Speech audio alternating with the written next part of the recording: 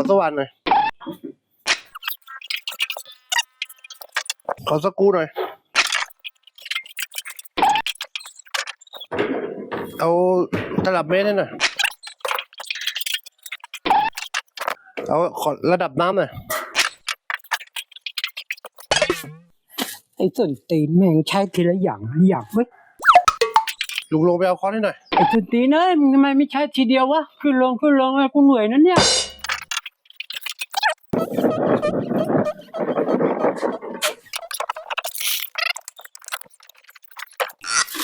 อย่าเอากี่อย่างเอาไปเลย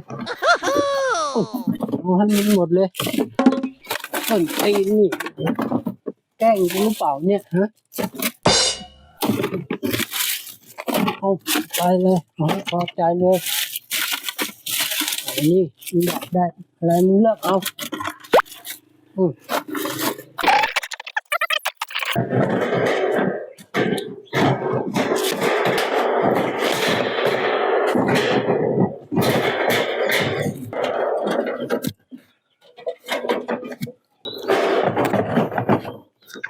เฮ้ยลุงขึ้นมาทำไม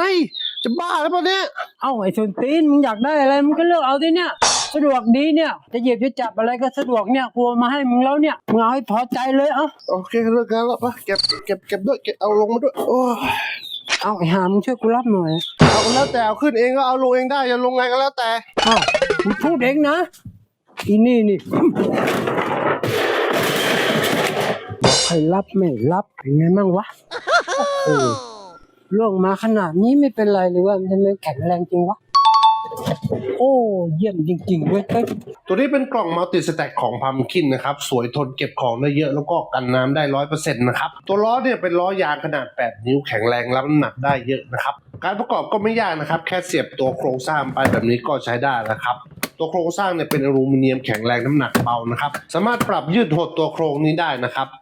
ระบบล็อกเขาก็จะเป็นระบบแบบ one click interlock นะครับผมเพียงแค่วางซ้อนกันแบบนี้ก็จะเข้าล็อกแล้วก็แน่นเลยครับส่วนตัวกล่องเล็ก2อันเนี่ยจะเป็นแบบระบบอินเตอร์ล็อกนะครับเพียงแค่วางแล้วก็ดันตัวล็อกเข้าไปแบบนี้นะครับกล่องก็จะล็อกกันแล้วครับกล่องตัวนี้ออกแบบมาให้ใช้งานง่ายนะครับเข็นได้ง่ายเคลื่อนย้ายได้ง่ายนะครับแล้วก็ป้องกันน้ำแล้วก็ฝุ่นได้ 100% ด้วยระบบแบบ IP65 ด้วยครับแต่ผมไม่เชื่อครับของแบบนี้มันต้องลองเทสดูสักหน่อยครับก็เอาน้ำฉีดไปแบบนี้เลยผมปรากฏว่าน้ำไม่เข้าสักหยดนะครับเพราะตัวขอบกล่องเนี่ยเขาจะมียางซินมาด้วยนะครับเวลาที่เราปิดเนี่ยมันก็จะประกบกับตัวบาร์ตรงนี้นะครับทำให้น้ำแล้วก็ฝุ่นเนี่ยไม่สามารถเข้าไปได้ครับกล่องตัวนี้แข็งแรงรับน้ำหนักได้เยอะเป็น100 กิโลไม่เชื่อลองดูเอาแล้วกันนะครับผมวัสดุเขาทำมาจากพลาสติก PP นะครับแข็งแรงทนทานแล้วก็รับแรงกระแทกได้ดีซะด้วย